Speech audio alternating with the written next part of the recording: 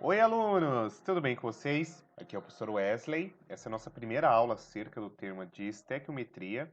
E hoje, especificamente, nós iremos discutir aqui as leis ponderais.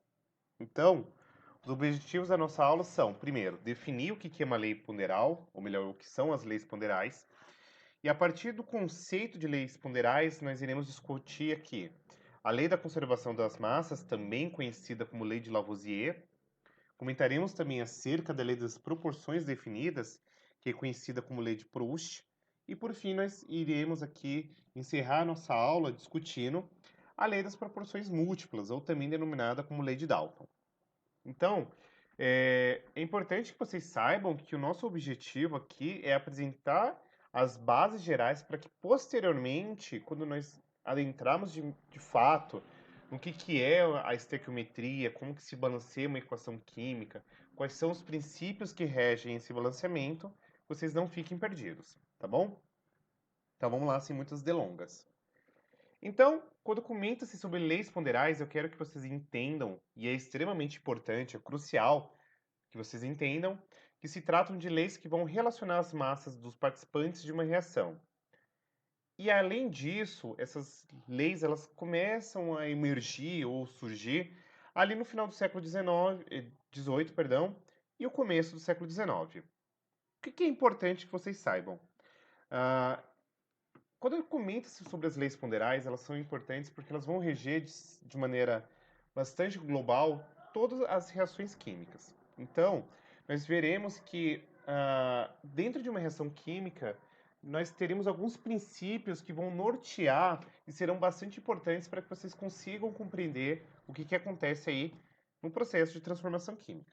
Então, a primeira lei ponderal é justamente a lei da conservação das massas, proposta pelo Lavoisier no ano de 1774, que nos traz o seguinte: a massa total dos reagentes que reage é igual à massa total dos produtos formados em uma transformação química. O que significa isso daqui? Basicamente, nós podemos ter aqui, ó, uma determinada reação química na qual você tem aqui um reagente A mais um reagente B, formando um produto C e D. E cada um desses elementos aqui nessa reação química, seja o A, B, C ou D, apresenta uma massa específica, tá? E aqui eu quero que vocês entendam que o Lavoisier nos trouxe é que a somatória das massas dos reagentes, ou seja, A mais B, obrigatoriamente precisa ser igual à soma das massas dos produtos, que no caso aqui seriam o C e o D. De maneira a qual, peguemos esse exemplo aqui, ó. Você tem uma reação na qual você tem o mercúrio reagindo com gás oxigênio, formando o óxido de mercúrio. E vamos supor que, hipoteticamente, você tivesse aqui 100,5 gramas de mercúrio reagindo com 8 gramas de gás oxigênio, formando aqui 108,5 gramas de óxido de mercúrio. Percebam que a somatória aqui dos reagentes, que vai dar 108,5, é igual ao que você formou, que também foi igual a 108,5 gramas. Beleza? E aí, nesse sentido, a gente pode ainda já trazer aqui uma frase bastante célebre, que também foi cunhada pelo Lavoisier. Na natureza, nada se cria, nada se perde, tudo se transforma. E aqui eu tenho algumas exemplificações para trazer a vocês.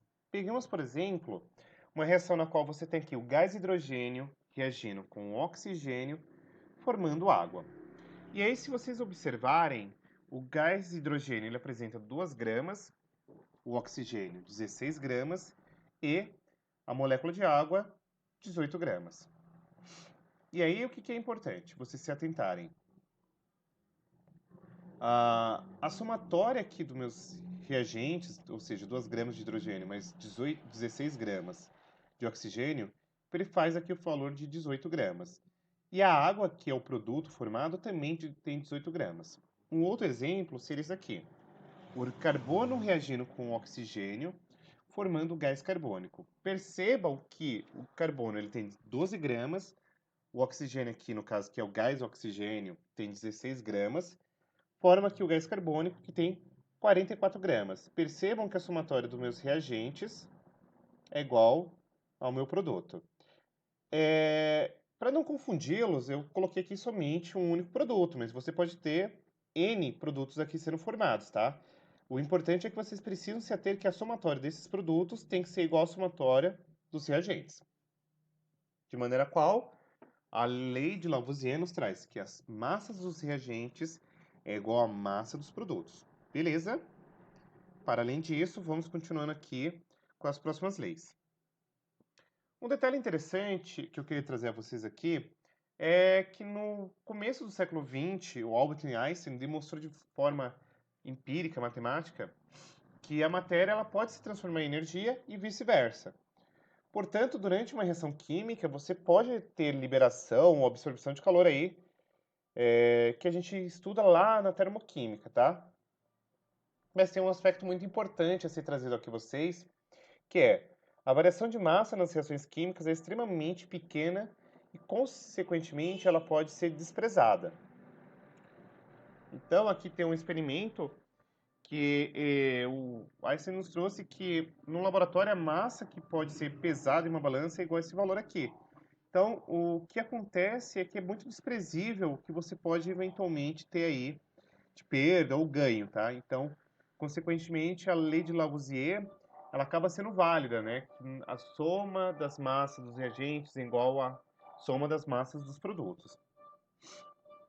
E aí, um grande detalhe a ser trazido aqui a vocês é que a combustão, que é um processo aí que você vai ter, a queima de algumas substâncias, pode acarretar tanto no aumento quanto na diminuição aí de massa.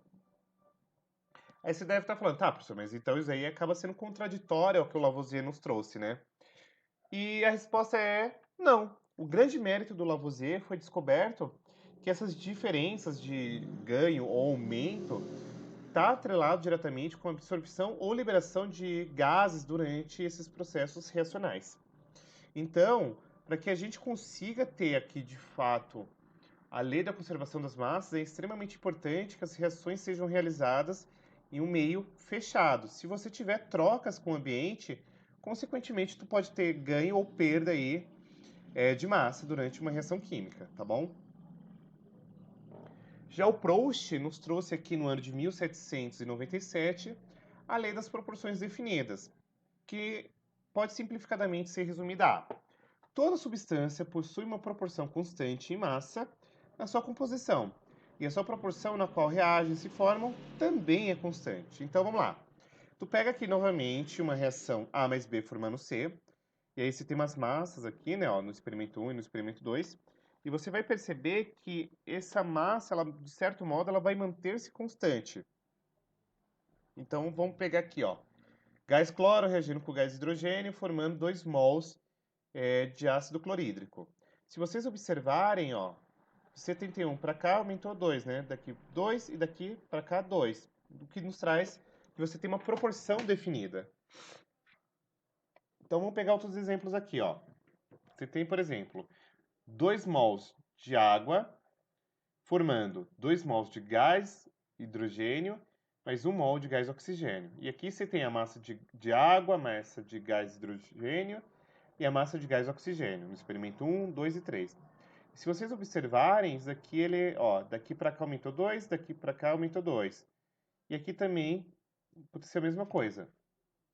O que nos sugere que essa proporção da massa ela é constante. E aí, caso nós verificássemos aqui a lei de Proust, olha, você vai ter uma proporção definida, tá? É bem simples, não tem muito segredo aqui para vocês ficarem com firula na mente, tá bom? E nós temos aqui, por fim, a última lei que eu acho importante ser trazida a vocês, que é a lei das proporções múltiplas, que foi cunhada pelo Dalton no ano de 1808, que nos traz o seguinte: quando dois elementos formam duas ou mais substâncias compostas diferentes, se a massa de um deles permanecer fixa, a do outro irá variar numa relação de números inteiros e pequenos. Então, o que você tem aqui, ó? Você tem A mais B, que é o primeiro composto. Você tem aqui A sendo mantido fixo. E você pode ter A reagindo com C, que é um segundo composto. Na hora que eu faço a massa de B pela massa de C, eu vou ter A dividido por B aqui, que são números pequenos e inteiros. Aí você vai falar, mano, mas como assim? Então vamos pegar um exemplo aqui, ó. Você tem essa situação aqui no nitrogênio e oxigênio formando o óxido formado. Se você observar, você tem uma proporção entre as massas de oxigênio que reagiram, ó, 8 para 16 para 24 para 32. Então, é 1 para 2 para 3 para 4. E isso só variou, né? Mas a ideia é que se você manter isso aqui fixo, ó, você manteve isso aqui fixo, mas isso aqui variou, tá bom? E é isso, tá bom? Espero que a aula tenha ficado claro, tenha ajudado vocês, mas é fundamental que vocês saibam essas três leis, porque elas vão ser extremamente importantes para nortear as próximas aulas, quando a gente for falar de fórmula mínima, fórmula percentual, balanceamento, o que que é estar em excesso, o que está sendo reagente limítrofe e por aí vai, tá bom? Um super beijo e até a nossa próxima aula. Fui!